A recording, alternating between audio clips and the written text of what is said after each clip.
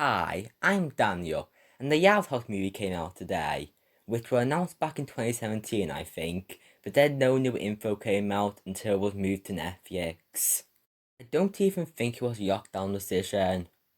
It's another movie based off a TV show, which takes up quite a lot of my initial impressions, and also, my video ranking Yard House specials did well in views, and I wasn't expecting it considered on a new topic. Judging by the trailers, I had pretty mixed feelings about how the film looked like it was going, similar to my thoughts on recent Yard House being weaker. It is going away from the villains of the show even further than before, and I was scared with how the Yard being royalty will go. It still had a lot of promise, but I was skeptical. Now onto the review. The story is about the Yard going away from Royal Woods to a vacation in Scotland, and luckily this isn't a road trip. It is still very similar to most movies based off TV shows for going to a new location, but it could be a lot more generic. Seriously, why is it so rare to find a movie based on animated series that stays in the usual location of the show? The rest of the story is thinking feeling overshadowed by his sisters and wanting to be remarkable in some way. This reminds me of Candace Against the Universe, which is another movie based on anime series that came out late August 2020 year. Out of the two, I think Candace has done better for being a major part in her character throughout the franchise. This also works well. The Yard House movie, Mostly Linkin's arc, fits the show it's based off, mainly the season 1 episode making the case. The pacing here is good, having a steady pace throughout the very short film, and there isn't much to say about the story, so I'll just move on to the characters. I already mentioned this when discussing the story, but Yinkin's arc throughout the movie is one of the main aspects here, and he is a great protagonist. The rest of the family gets a mini side plot, but they are all very minor. In a couple of days I probably will remember most of the scenes, and while you could say there wasn't time, I yet think Yelta Yeepin managed to give them all the side plot with a proper payoff at the end. The only ones with any importance is usually for summoning one of their ancestors, and Yii, who is mostly someone for Yinkin to talk to. The film only has two new characters that do anything, and I really like both.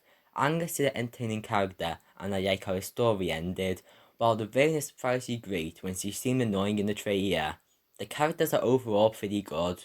The animation is only a very mild upgrade from the series animation. It is what people claim to intend to go to the movies look like, despite the animation being amazing, at advancing the budget and background from the series, but still keeping the style the audience will be used to. Anyway, the animation is still good, having a lot of great shots, upgrading the scale, and having a different style in a flashback scene. However, it's obviously not theatrical, and makes me think the choice to send this film to Netflix was done before animation started. The comedy is funny, for having the normal style jokes from the series when it is actually good. This film is a musical, and as one it is fine. Life is Better Yao is a great song and opening to introduce the new viewers to the events of Elf for Love, even though it isn't essential. The Duchess I Will Be is a good villain song, and Now or Never sounds the best. No songs are amazing, but none are bad.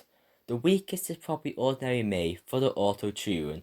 When singing, Yinkin is normally auto-tuned a bit, but in that song it's really noticeable. There is a mixture of songs sung by characters and a voiceover, and as a change from what I normally think, I prefer the voiceover songs. In terms of recent Netflix animated musicals, I Heard Alligator Boy has a massively superior soundtrack. The series is coming later this month and I plan to review it. Now let's conclude this review.